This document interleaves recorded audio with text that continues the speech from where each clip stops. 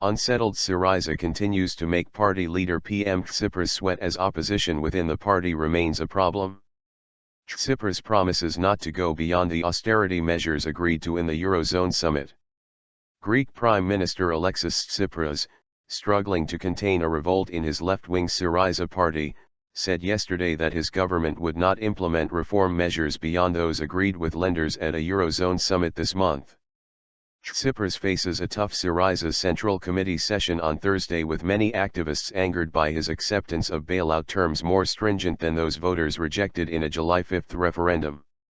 In a clear warning to party rebels, Tsipras said he could be forced to call early elections if he no longer had a parliamentary majority, and suggested an emergency party congress could be held in early September.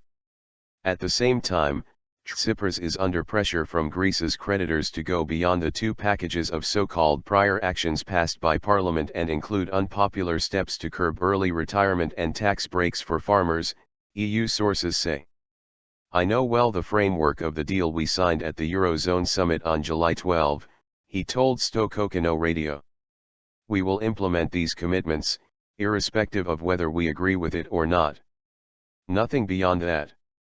With Greece close to the financial abyss last month, the government closed the country's banks for 3 weeks under a capital controls regime, and Tsipras was later forced to make the major concessions on reform and austerity in order to open negotiations on a third bailout worth up to €86 billion. A European Commission spokeswoman declined to say what additional measures were expected of Athens before the conclusion of the new bailout, although she said earlier this week that more reforms were due before the first aid is dispersed. Tsipras said Greece's primary budget balance before debt service would break even at best or show a deficit this year, depending on a financial situation that has deteriorated sharply since the imposition of capital controls on June 28. The terms for launching the bailout talks that began this week did not include specific fiscal targets, but Athens had previously been expected to achieve a primary surplus equivalent to 1% of annual Greek economic output this year and 2% in 2016.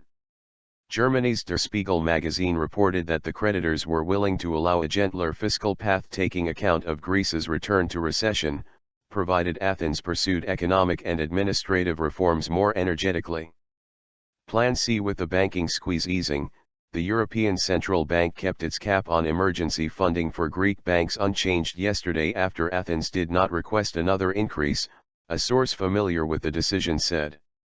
The stock market remained closed because authorities are still waiting for a ministerial decree needed to resume trading after a nearly 5-week shutdown, a senior official at the Greek securities regulator said. The Athens Stock Exchange has been shut since June 29 after the government closed the banks and imposed the capital controls to stop a run on deposits by savers and companies. European Commission spokeswoman Nina Andreeva, keen not to add to Tsipras's domestic problems, praised the conduct of the bailout talks so far, brushing aside talk of issues over security and access. "We are satisfied with the smooth and constructive cooperation with the Greek authorities, and that should now allow us to progress as swiftly as possible," she told reporters. Intensive preparatory talks with officials from the Commission, the ECB, the International Monetary Fund and the Eurozone's Rescue Fund, the European Stability Mechanism, began on Monday. The creditors' Athens mission chiefs are due to start negotiations with Greek ministers later this week. Andreeva played down critical comments by Tsipras on the bailout made to his domestic audience, saying the commitments made at the summit were being carried out as foreseen.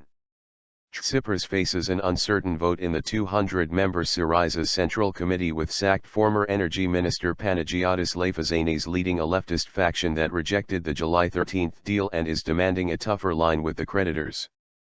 Compounding his problems, former Finance Minister Yanis Varoufakis continues to pour abuse on the agreement in daily media interviews and articles, accusing the creditors of trampling on Greek sovereignty and justifying his own secret planning while in office to set up an alternative currency.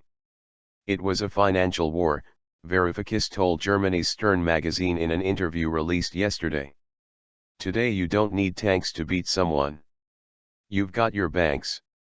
European Economics Commissioner Pierre Moscovici laughed off Varoufakis's disclosures about a Plan B he had developed with a covered 5-member unit that would have involved hacking into citizens' tax codes to create a parallel payments system. This is perhaps something for domestic politics. It's a career plan, a Plan C for Mr. Varoufakis, Moscovici told France's Europe 1 radio. Everything done in a dilettante way is an absurdity. In Germany, Greece's biggest creditor country, the leader of Chancellor Angela Merkel's Bavarian sister party warned that a Greek exit from the eurozone would cause utter chaos but might have to be accepted if Athens did not implement reforms.